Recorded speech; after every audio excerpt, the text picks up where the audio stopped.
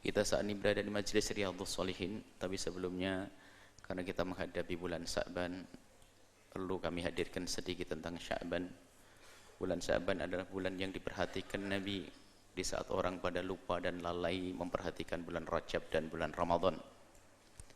Nabi memperhatikan bulan Sya'ban secara khusus karena dianggap bulan Sya'ban itu pada waktu itu telah dilalaikan dan dilupakan oleh hamba Allah karena sibuk di bulan Rajab, ibadah di bulan Rajab, dan sibuk bulan Ramadan.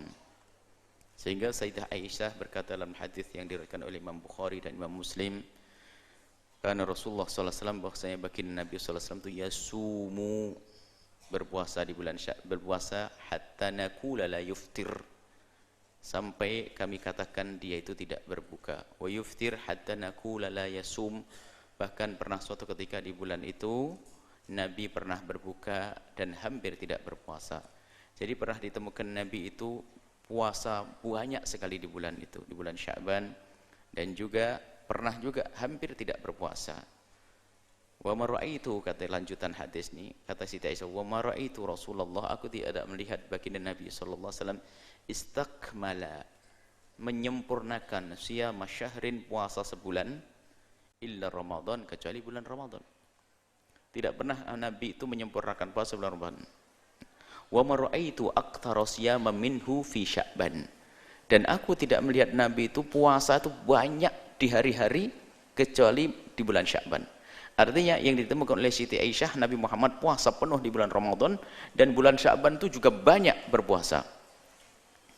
Dalam riwayat lafadznya Imam Muslim, Nabi mengatakan, Siti Aisyah dikatakan bahasanya karena Nabi itu yasumu Sya'ban kullah. Bahkan di dalam riwayat lain disebutkan Nabi pernah puasa bulan Sya'ban itu semuanya. Wa kana yasumu Sya'bana illa qalila, dan Nabi puasa di bulan Sya'ban kecuali sedikit. Ini menunjukkan perhatian Nabi dengan bulan Sya'ban. Mari kita selagi Nabi perhatian dengan bulan tersebut, padahal Nabi pahalanya sudah tak kurang-kurang, dosa pun tidak ada, tapi pun demikian beliau semangat berpuasa di bulan Sya'ban. Ayo kita hidupkan di bulan Sya'ban dengan beribadah. Ya, beribadah puasa, khususnya yang punya utang, sempurnakan utang-utangnya di bulan Sya'ban, karena bulan itu bulan diperhatikan Nabi SAW. Dan ini bulan diangkat amal. Bulan-bulan seperti ini, bulan Sya'ban itu bulan persiapan di bulan Ramadan. Jadi agar kita ibadah di bulan Ramadan maksimal, ayo kita bersiap-siap di bulan Sya'ban. Baik, singkat saja ini, karena sudah pernah kami hadirkan secara panjang lebar tentang Sya'ban dan apa yang dibalik bulan Sya'ban. Kemudian ada lagi sebagian orang meramaikan malam nisfu Sya'ban. Apakah diperkenankan yang demikian itu? Kok ada orang mengkhususkan di bulan Sya'ban? Ketahuilah ibadah di hari apapun boleh dan di bulan apapun boleh, apalagi di bulan Sya'ban yang Nabi memperhatikannya. Adapun spesial di malam nisfu Sya'ban memang ada di sana isyarat dari baginda Nabi tentang kelebihan malam nisfu Sya'ban. Dalam hadis yang diriwayatkan oleh Sayyidina Mu'adz bin Jabal, ini Imam Ibnu Hibban mengatakan hadis sahih, Imam Tabrani mengatakan rijalu thiqat, perawinya adalah orang yang bisa dipercaya.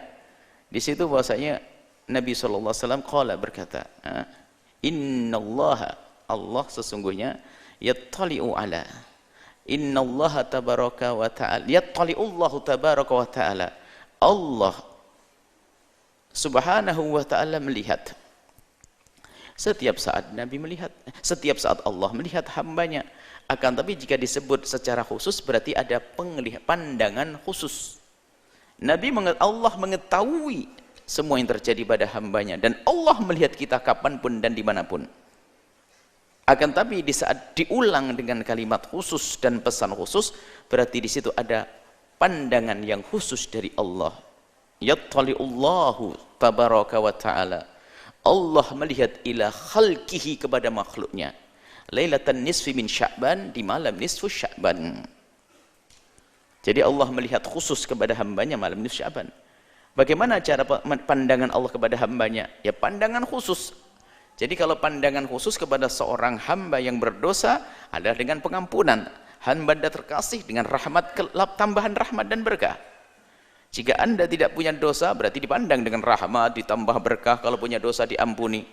Dan kata Nabi, wa yaghfiru, dan Allah akan mengampuni li jami'i khalqihi, kepada semua makhluknya. Allah melihat, kemudian setelah itu Allah membagi-bagikan pengampunan di malam nisfu Sya'ban, nah, di jami'i khalqi, kepada semua makhluknya, illa li musyrikin aw musyahin, kecuali dua orang yang tidak mendapatkan pengampunan dari Allah di malam nisfu Sya'ban, yaitu musyrik, orang yang menyekutukan Allah, kemudian yang kedua dari ahli iman, orang yang musyahin, punya kebencian dan dendam serta permusuhan dengan saudara. Maka mari di malam nisfu Sya'ban nanti kita meningkatkan istighfar kita, ibadah yang sangat luar biasa, yaitu istighfar. Istighfar sesuai dengan tadi pengampunan Allah, memohon pengampunan kepada Allah, kita beristighfar sebanyak-banyaknya, berdamai dengan Allah Subhanahu wa taala, kemudian juga berdamai dengan saudara, sanak kerabat. Persiapkan mulai hari ini hadiah dan segala macam apapun ya. Mungkin boleh sorenya makan bersama, malamnya makan bersama, setelah berzikir, beristighfar. Dan pastikan di hari itu, dimulai hari ini, di hari itu kita sudah tidak punya dendam kepada siapapun, tidak punya permusuhan, tidak punya persengketaan dengan siapapun. Kalau sudah begitu, berarti Anda akan mendapatkan pengampunan dari Allah Subhanahu wa taala, dan alangkah indahnya pengampunan dari Allah. Adapun ibadah-ibadah yang lain, tidak ada pesan khusus dari Nabi ibadah-ibadah tertentu. Tidak ada pesan sholat tertentu, tidak ada pesan apapun. Yang jelas semalam itu adalah Allah mengampuni hamba-hambanya. Maka yang sangat sesuai adalah memohon ampun kepada Allah. Dan kecuali orang yang mempunyai permusuhan, maka ayo kita jaga iman agar tidak termasuk orang yang menyekutukan Allah. Yang kedua adalah ayo berdamai dengan sesama manusia dengan menghilangkan dendam, dengki serta permusuhan.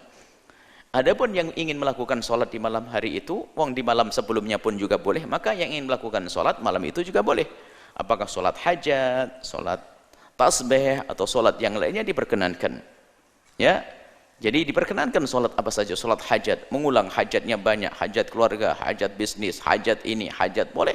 Lakukan sholat sebanyak-banyaknya malam itu, dan lakukan zikir sebanyak-banyaknya malam itu, dan istighfar sebanyak-banyaknya malam itu.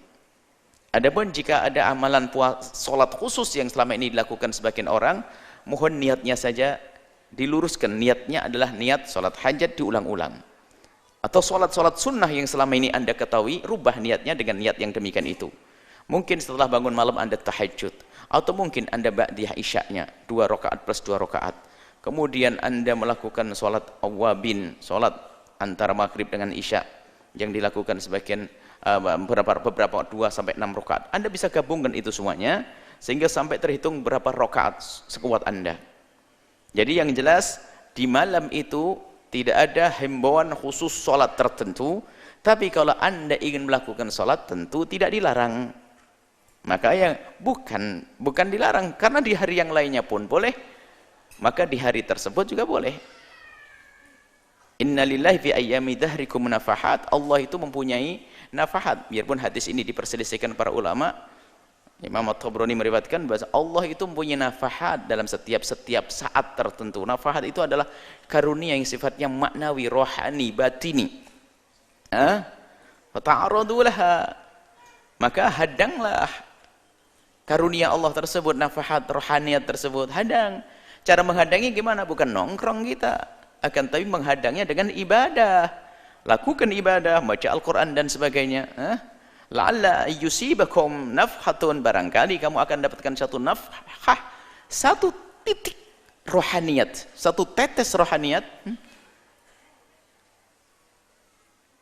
sehingga menjadi sikap falan tasqau abadan, dalam riwayat ba'daha abada, sehingga kau tidak akan menjadi orang yang bakal sengsara selamanya. Jadi perlu kalau ada berita bahwasanya di hari itu, bahkan dalam riwayat Nabi pergi di suatu ketika dalam hadis yang lain, faqattu Rasulullah, kata Siti Aisyah, aku kehilangan Rasulullah. Karena itu jatahnya Siti Aisyah. Kemudian faida huwa bil baki, tak taunya fa kharajtu, kata keluar Siti Aisyah, faida huwa bil baki, Nabi di Baki.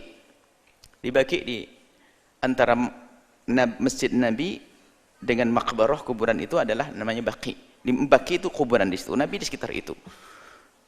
Kemudian Siti Aisyah datang. Kemudian ya Rasulullah menegur, kata Aisyah, ya Aisyah, atakhafina ayahaifallahu alaika wa rasuluh, Apakah kamu kenapa ke sini Aisyah? Apakah kamu takut Allah dan Rasul menyanyiakan kamu? Enggak. Kata Rasulullah, inni dhanantu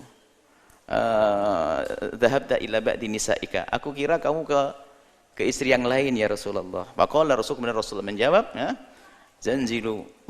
nazalallahu subhanahu wa ta'ala kama qala Rasul, Allah subhanahu wa ta'ala turun lailatan nisfi Sya'ban. Maksudnya turun Allah adalah memberikan rahmat secara khusus, memberikan karunia secara khusus lailatan nisfi Sya'ban, di malam nisfu Sya'ban.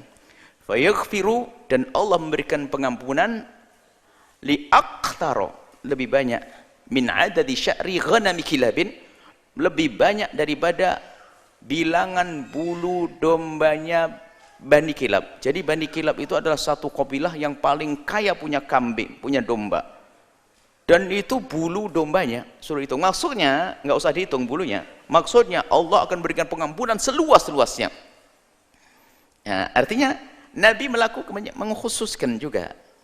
Artinya Nabi malam itu juga melakukan sebuah kebaikan. Maka dari itu alangkah indahnya, alangkah baiknya kalau malam itu kita hidupkan seperti para salafun saleh menghidupkan, dan Anda tidak perlu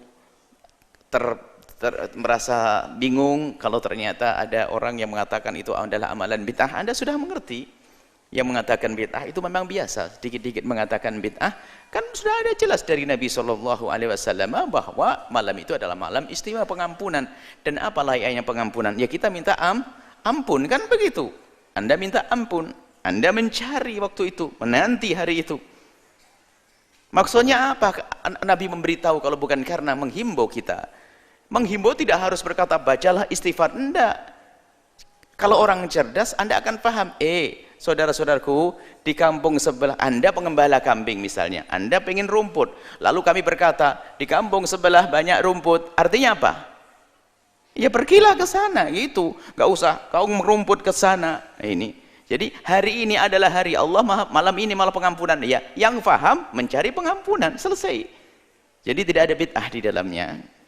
Asalkan yang Anda amalkan adalah amalan-amalan yang diajarkan Nabi SAW seperti istighfar, silaturahim, dan seterusnya. Ini saja insya Allah untuk persiapan kita memasuki bulan Sya'ban.